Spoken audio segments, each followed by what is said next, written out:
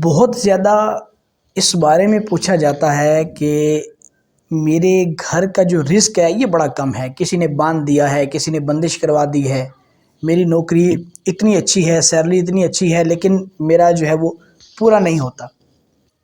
ایک نہایت ہی مجرب عمل ہے، اس کو کیجئے انشاءاللہ۔ یوں سمجھیں کہ پانی کی طرح، جس طرح پانی اوپر سے نیچے کی طرف جس تیزی کے ساتھ سفر کرتا ہے، اس تیزی کے ساتھ آپ تک جو ہے وہ آپ کا رزق پہنچے گا۔ لیکن یاد رہے، جو رزق آپ کے پاس پہنچے اس کو دوسروں میں تقسیم کرنے کی عادت بنائیے۔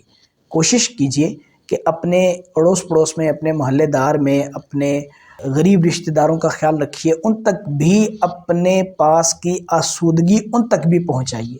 یعنی آپ کے پاس اگر اللہ تبارک و تعالیٰ نے وافر مقدار میں رزق عطا فرمایا ہے، یا ان وظائف کی برکت سے آپ تک جو ہے وہ رزق آپ کا پہنچ جائے، تو آپ ضرور ان تک بھی یہ مال پہنچائیے جو بیچارے ابھی اس نعمت سے محروم ہیں۔ وظیفہ کیا ہے؟ نوٹ کر لیجئے۔ 41 ڈیز لگاتار ہر روز صبح فجر کی نماز میں جب سنتیں ادا کر لی جائیں، یاد رہے مرد حضرات فجر کی نماز با جماعت مسجد میں ادا کریں گے۔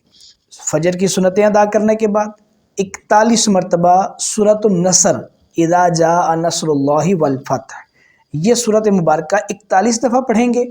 پھر اس کے بعد فجر کے فرائض جو ہیں یہ جماعت کے ساتھ مسجد میں ادا کریں گے۔ خواتین جو ہیں وہ اپنے گھر میں پڑھ سکتی ہیں، 2 سنتیں پڑھیں، پھر اس کے بعد یہ وظیفہ پڑھیں، پھر اس کے بعد فرض ادا کریں۔